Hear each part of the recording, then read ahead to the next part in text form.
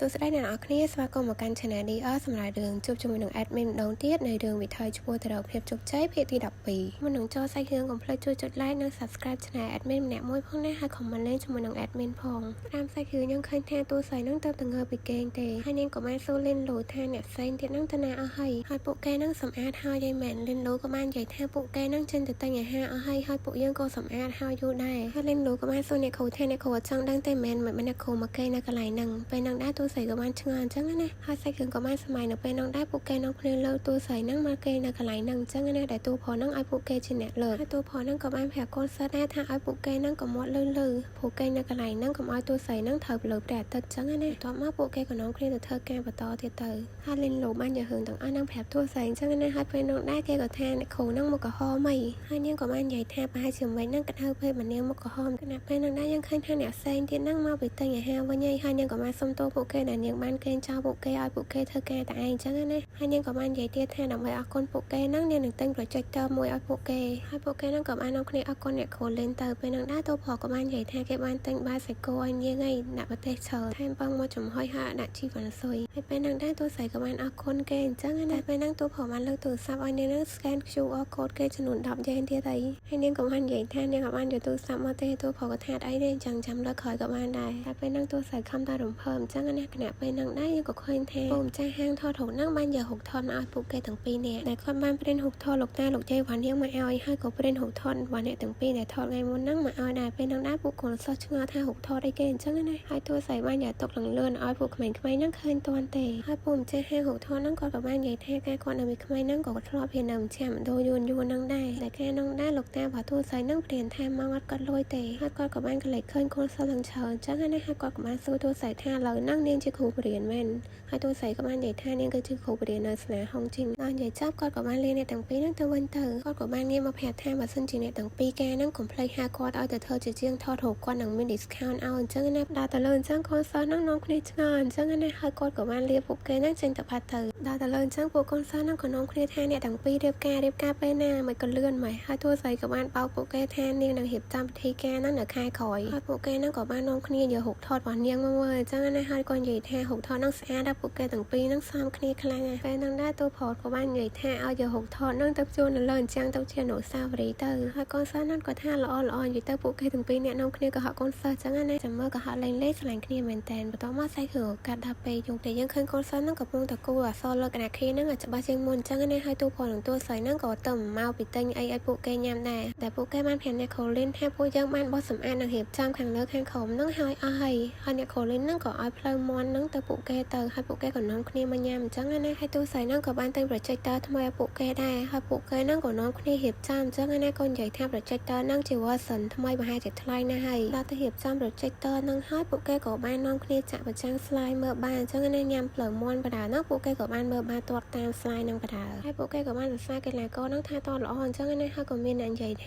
ាគេធ្លាប់ឃើញកីឡាករអង់គ្លេសម្នាក់នៅខុំណាន់តនហ្នឹងក៏ទាត់ប្រកែអញ្ចឹងដែរប៉ុន្តែឥឡូវហ្នឹងគឺអត់មានព័ត៌មានតាក់ទងជាមួយនឹងកីឡាករហ្នឹងទៀតទេពេលហ្នឹងដែរទូប្រុសក៏សម័យទៅដល់ Jason អញ្ចឹងណាដោយសារតែពួកគេនិយាយហ្នឹងគឺតាក់ទងជាមួយនឹង Jason ហើយពួកគេក៏បានសួរទូប្រុសដែរថាលោកគ្រូបំផុតហ្នឹងមានស្គាល់កីឡាករម្នាក់ហ្នឹងអត់ហើយទូប្រុសបានឆ្លើយអីទេហើយក៏បានដើរចេញទៅក្រៅទៅតួស្រីឃើញអញ្ចឹងក៏បានចេញទៅតាមគេហើយនាងក៏បានសួរគេថាអត់អីទេមែនកីឡាករដែលពួកក្មេងៗនិយាយមុនហ្នឹងគឺជាកូនសិស្សរបស់ទូប្រុសហ្នឹងមែនហើយទូប្រុសក៏បានថាហ្នឹងហើយនាងក៏បានសួរគេថាអត់អីទេមែនទូប្រុសក៏ថាអត់អីទេហើយនាងក៏បានហៅគេហ្នឹងទៅផឹកស្រាដែរអត់បន្ទាប់មកសាច់រឿងក៏កាន់ទៅពេលដែលពួកគេទាំងពីរនាក់ហ្នឹងកំពុងតែអង្គុយផឹកស្រានៅមាត់បឹងអញ្ចឹងណាពេលនោះដែរតួស្រីក៏បាននិយាយថានាងដឹងវិធីសាស្ត្រដែលផឹកស្រាឲ្យឆ្ងាញ់បន្ទាប់មកនាងក៏បានរត់ទៅទិញផ្លែអាឡុកនៅចិត្តហ្នឹងហើយនាងក៏បានឲ្យផ្លែអាឡុកហ្នឹងទៅទូប្រុសមកជាហៀងដែរនាងក៏បានប្រាប់គេពីរបៀបញ៉ាំអញ្ចឹងណាដែលដំបូងហ្នឹងត្រូវញ៉ាំអាកដាសិនបន្ទាប់មកចាំញ៉ាំសងខាងអញ្ចឹងណាហើយនាងក៏បានប្រាប់គេហ្នឹងឲ្យឆុំអាផ្លែអាឡុកហ្នឹងដែរឲ្យឆុំអញ្ចឹងណាហើយពេលដែលឆុំហើយហ្នឹងនាងក៏បានឲ្យគេហ្នឹងចាក់ស្រាចូលទៅក្នុងអាឡុកហ្នឹងទៅនាងក៏ធ្វើឲ្យគេមើលដែរហើយទូប្រុសហ្នឹងក៏បានធ្វើតាមអីដែលនាងប្រាប់ទាំងអស់ហើយនាងក៏បានឲ្យគេផឹកស្រាក្នុងអាឡុកហ្នឹងទៅហើយក៏សួរថាឆ្ងាញ់អត់ដំបូងហ្នឹងទូប្រុសអត់ហ៊ានផឹកទេដល់ពេលឃើញនាងផឹកឆ្ងាញ់គេក៏បានសាកដែរ ហើយទូផលក៏ថាទទួលយកបានអញ្ចឹងណា admin ឃើញពួកគេទាំងពីរនាក់ហ្នឹងផឹកទៅនឹងចាំមើល admin ហៅសាកតាមដែរពេលហ្នឹងដែរទូស្រីក៏បានសួរគេថាតើគេនឹងចង់ប្រាប់នាងពីកូនសិស្សរបស់គេនៅចក្រភពអង់គ្លេសហ្នឹងដែរអត់នាងក៏និយាយទៀតថាគេគឺជាគ្រូបង្វឹក10ឆ្នាំនៅចក្រភពអង់គ្លេសតែមិនសុ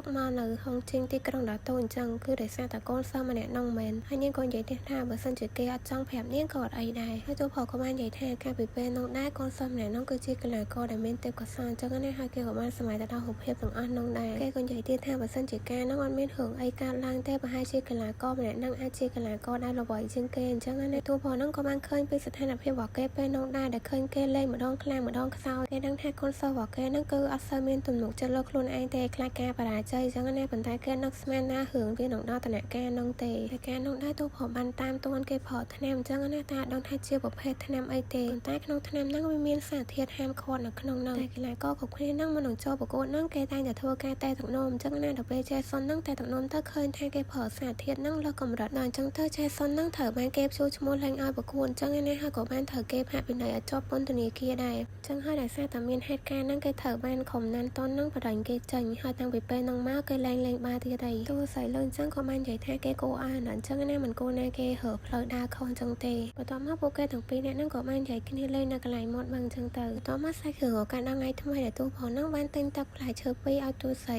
ីហើយពួកគេទាំងពីរនាក់ហ្នឹងក៏បាននិយាយគ្នាលេងអញ្ចឹងណាបានតិចក្រោយមកហ្នឹងកូនសិស្សក៏បានមកដល់បន្ទាប់មកពួកគេក៏នាំគ្នាទៅកន្លែងទីលានបង្ហាត់អញ្ចឹងណាទូផលថាថ្ងៃហ្នឹងដែរពួកគេត្រូវបង្ហាត់កាយសម្បទានដែលពួកគេហ្នឹងត្រូវឆ្លងដំណាក់កាលមួយតាមទូផលដាក់ឲ្យនឹងទៅហើយចុងក្រោយគេគឺសុទ្ធបញ្ចូលទីបន្ទាប់មកការបង្ហាត់ហ្នឹងក៏បានចាប់ផ្ដើមតែពួកគេហ្នឹងបានបង្ហាត់ម្ដងម្នាក់អញ្ចឹងណាហើយទូផលហ្នឹងក៏បានកំណត់នីតិពួកគេហ្នឹងតាមនឹងដែរហើយយើងឃើញថាអត់មានអ្នកគេធ្វើបានល្អទេតែគណៈពេលហ្នឹងដែរយើងឃើញថាហ្វីយ៉ាងហើយនឹងឈិនយីហ្នឹងគេធ្វើបានល្អជាងអ្នកផ្សេងទៀតបានតិចក្រោយមកហ្នឹងការ training ហ្នឹងគឺបានបញ្ចប់គ្រប់គ្នាបានtraining គ្រប់គ្នាបន្ទាប់ពីចប់ training ហ្នឹងពួកគេក៏បានស្វាដែរតែមើលទៅពួកគេហ្នឹងដូចជាអស់កម្លាំងខ្លាំងណាស់គណៈពេលហ្នឹងដែរទូផលក៏បានកម្ដៅសាច់ដុំកូនសិស្សនាំគ្នាឆ្ងល់ថាគ្រូមកចង់ធ្វើអីអញ្ចឹងណានៅពេលហ្នឹងដែរទូផលហ្នឹងគឺបានបង្ហាញសមត្ថភាពគេឲ្យកូនសិស្សបានឃើញនៅក្នុងការ training ហ្នឹងដែលគេចាប់ផ្ដើមហត់ពីដំណាក់កាលមួយទៅដំណាក់កាលមួយយ៉ាង smooth អញ្ចឹងណាពេលហ្នឹងដែរទូស្រីក៏បានឃើញពីសមត្ថភាពរបស់ទូផលដែរនឹកស្មានថាគេធ្វើបានល្អអញ្ចឹងណាហើយកូនសិស្សវិញគឺ surprise ជាមួយនឹងគេមកដោយសារតែគ្រូបង្វឹកហ្នឹងគឺហត់លឿនខ្លាំងមែនតើ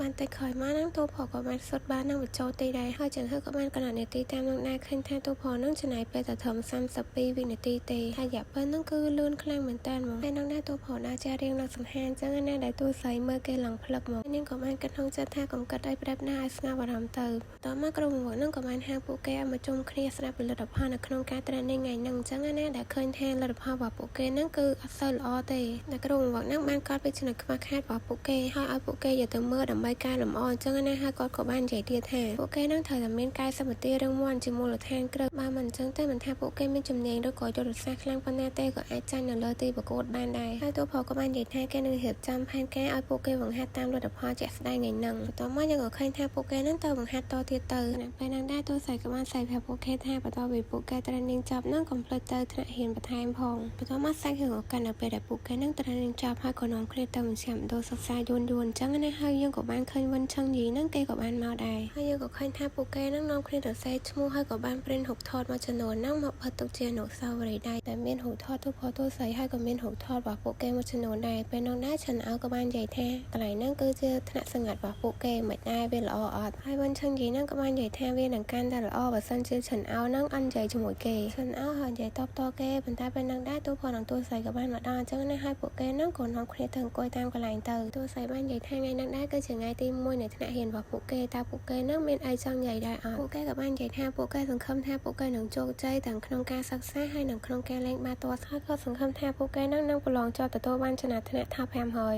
យពេលហ្នឹងដែរក៏មានបារម្ភម្នាក់ហ្នឹងបានមកហៅគ្រូបង្វឹកវាងហើយគេក៏បាននិយាយថាដោយសារតែគ្រូបង្វឹកវាងហ្នឹងក៏លើកលេខទូរស័ព្ទរបស់គេអញ្ចឹងហើយបានជាគេសួរយូបោថាទូផលហ្នឹងនៅកន្លែងណាហើយគេក៏បានហៅទូផលដល់កន្លែងហ្នឹងហើយទូផលហ្នឹងក៏បានចេញទៅនិយាយជាមួយគេអញ្ចឹងណាហើយយើងឃើញថាទូស្រីហើយនិងកូនសិស្សហ្នឹងគឺបានលួចមកស្ដាប់ពួកគេនិយាយគ្នាដែលពូម្នាក់ហ្នឹងមកហៅទូផលហ្នឹងគឺដើម្បីបញ្ចុះគេហ្នឹងឲ្យទៅធ្វើជាគ្រូបង្វឹកនៅក្លឹបកីឡាខំយងឈួនហេងជឺពូម្នាក់ហ្នឹងបាននិយាយថាកុំឲ្យទូផលហ្នឹងបញ្ញាបដិសេធពេកឲ្យគេហ្នឹងហៅកន្លែងអង្គុយជជែកគ្នាជាមួយនឹងគាត់សិនទៅឃើញលោកទូផលដល់ចិត្តអញ្ចឹងណាហើយពួកគេហ្នឹងក៏បាននាំគ្នាដើរចេញទៅដោយសារតែចង់ដឹងថាពួកគេហ្នឹងនិយាយអីគ្នាទូស្រីហ្នឹងក៏បានលួចដើរតាមពីក្រោយអញ្ចឹងណាហើយកូនសិស្ស3នាក់នេះក៏បានលួចដើរតាមពីក្រោយទូស្រីទៅជាមួយគេដែរបន្ទាប់មកពួកគេក៏បានដើរដល់ភោជនីយដ្ឋានមួយដែលពូ ម្នាក់ហ្នឹងគឺបានកក់តុករួចហើយតែពេលនឹងដែរទូផលបានតាមទាន់ពួកគេហើយក៏សួរទូស័យថាមកហៅគេមែនហើយនាងក៏បាននិយាយថាអត់ទេពួកគេមកញ៉ាំអាហារពេលល្ងាចនៅកន្លែងហ្នឹងទូផលក៏ថាចៃដន្យមែនអញ្ចឹងចង់ញ៉ាំជាមួយគ្នាដែរអត់ហើយលេងលូក៏ឆ្លើយឡើងលឿនថាចង់បន្ទាប់មកទូស័យបានស្លក់មកគេអញ្ចឹងណាហើយក៏នាំគ្នាដើរតាមទូផលទ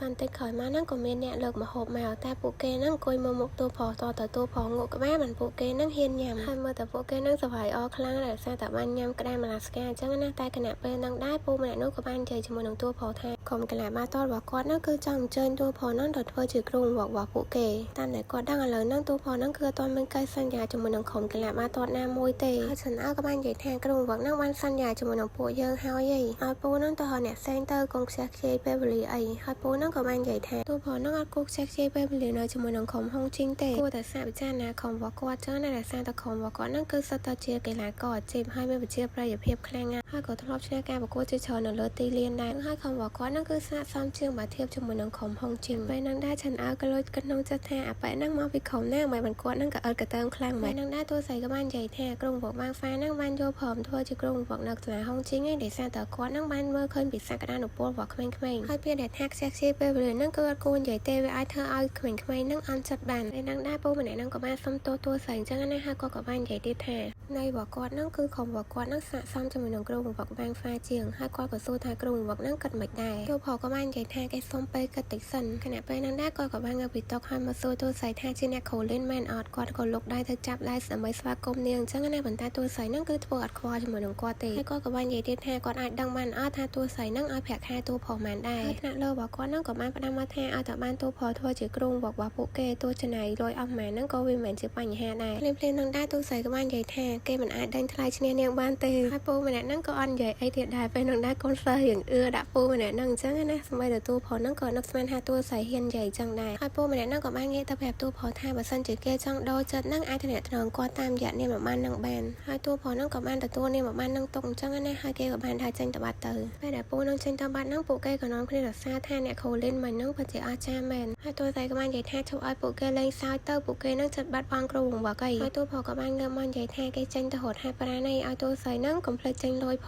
ងហើយគេក៏បានដើរចេញទៅបាត់ទៅពួកគេក៏គិតក្នុងចិត្តថាគ្រូបង្វឹកហ្នឹងអាចនឹងចាក់ចេញពួកគេអត់ហើយក៏ឆ្ងល់ថាជាក្រុមណាហើយនៅពេលដែលពួកគេទៅមើលនាមប័ណ្ណហ្នឹងទៅដឹងថាជាក្រុមចុងឈួនហេងជឺដែលជាក្រុមល្បីអញ្ចឹងណាបន្ទាប់មកសាច់រឿងឱកាសនៅផ្ទះរបស់ទូស័យដែលនាងកំពុងតែអង្គុយមើលនាមប័ណ្ណហ្នឹងហើយនាងក៏បាន research មើលអញ្ចឹងណាឃើញថាក្រុមហ្នឹងគឺទទួលបានលេខ1ហើយឈ្នះការប្រកួតជាច្រើនមកជាប់គ្នាហើយតែឃើញអញ្ចឹងទូស័យហ្នឹងរៀងពិបាកចិត្តខ្លាចទូផលហ្នឹងចាក់ចោលបំពេញកិច្ចសន្យាជាមួយនឹងក្មេងៗអញ្ចឹងណាបើសិនជាអញ្ចឹងមែនក្មេងៗហ្នឹងគឺអត់ដឹងធ្វើម៉េចទេបន្ទាប់មកយើងក៏ឃើញថានាងហ្នឹងចេញមកក្រៅដើម្បីចាំទូផលមកពីហាត់ប្រាណអញ្ចឹងណាបានតែក្រោយមកហ្នឹងយើងក៏ឃើញថាទូផលហ្នឹងបានដើរចេញមកហើយទូស័យហ្នឹងថាសំដែងធ្វើជាផឹកស្រាហើយអង្គុយនៅកន្លែងមុខម៉ាតហ្នឹងអញ្ចឹងណាពេលទូផលឃើញទូស័យហ្នឹងអង្គុយមុខម៉ាតអញ្ចឹងគេក៏បានតាមមកហៅនាងហើយក៏សួរថាអ្នកគ្រូលេងហ្នឹងមកទិញសាច់ក្រកទៀតហើយមែនហើយនាងក៏បាននិយាយថាថ្ងៃហ្នឹងអ្នកតែសាច់ក្រកទេតែនាងមានបន្លាញ់បោក2ហើយនាងក៏បានឲ្យទូផលមួយអញ្ចឹងណាឲ្យគេហ្នឹងបើជាមួយនឹងនាងដែរហើយនាងក៏បានសួរគេថាមិនគេបែកអាវបែបហ្នឹងរត់ហាត់ប្រាណពេលយប់ទូផលក៏និយាយថាឲ្យតែចង់រត់ហាត់ប្រាណបែកអាវបែបមិនក៏បានដែរហើយនាងក៏បាននិយាយថាមួយរយៈហ្នឹងនាងដូចជាឡើងគីឡូចង់រត់ហាត់ប្រាណពេលយប់ហ្នឹងជាមួយនឹងគេដែរហើយទូផលក៏បាននិយាយថាជាធម្មតាហ្នឹងនាងខ្ជិលខ្លាំងណាស់ទូស័យក៏បានតបវិញថានាងគ្រាន់តែចង់ហាត់ប្រាណដើម្បីសុខភាពទេ